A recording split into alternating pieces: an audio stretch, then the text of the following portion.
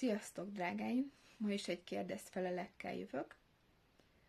Többen kérdeztétek tőlem, hogy hogyan jön a képbe az asztrológia és az eneagram az önismereti munka folyamán, a mentorprogramoknál, illetve az illóolaj. Hát az asztrológia az szintén egy régi szerelmem, ma van nagyon alázatos vagyok, azt már idestova jó 25 éve tanulom.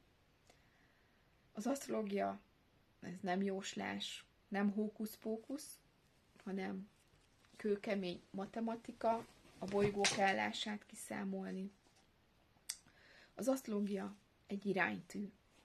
Megmondja, hogy mikor, merre, kivel, és hogyan menjél, és mikor.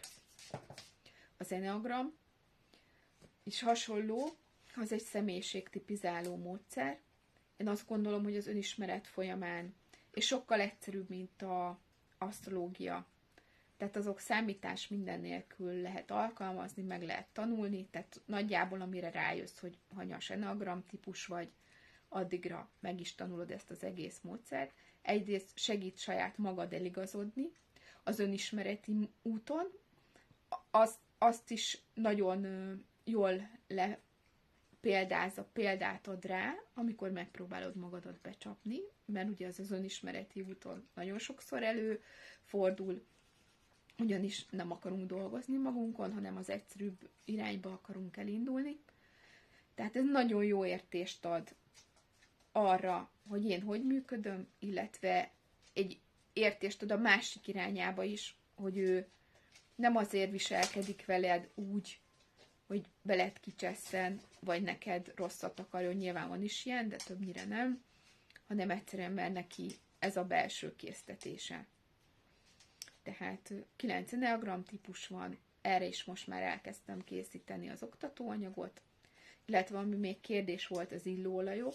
Számomra nagyon fontosak az illatok, és használom is mind családállítás, mind egyéni mentorprogramok folyamán, azt online is tudjuk végezni, bár jobban szeretem a személyeset, és akkor kapsz egy kis csomagot, amiben benne vannak az illóolajok is.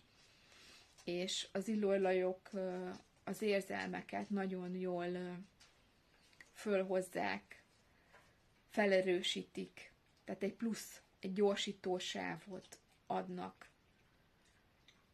Ehhez van egy nagyon kedves ismerősöm, aki ezeket az illóolajokat készíti 100%-osan természetes minőségi anyagokból. Ez a történet illata, ezen a néven fut, rengeteg olaj van, imádom őket, a hölgy meg csak ontja magából ezeket. Nem is tudom visszafogni magamat, hogy ne vásároljak mindig valami újat és újat.